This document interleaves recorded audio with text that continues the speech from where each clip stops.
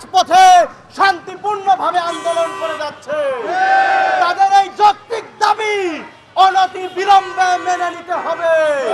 কিন্তু আমরা দেখতে পেয়েছি হাজার হাজার প্রাইমারি স্কুল সরকারি হলেও একটি ইবতেদায়ী মাদ্রাসাও জাতীয়করণ করা হয় না।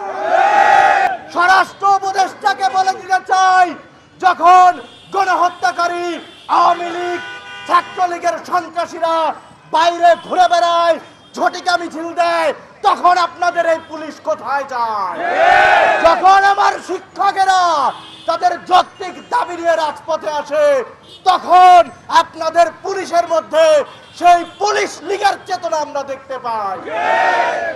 এই যে আজকে যে আমার ইবতেদায়ী মাদ্রাসার শিক্ষকদের উপরে সেই বর্বরচিত পুলিশ লীগীয় কায়দায় হামলা চালানো হলো, অনতি বিলম্বে স্বরাষ্ট্র উপদেষ্টাকে এর যৌক্তিক ব্যাখ্যা দিয়ে জবাবদিহিতা নিশ্চিত করতে হবে।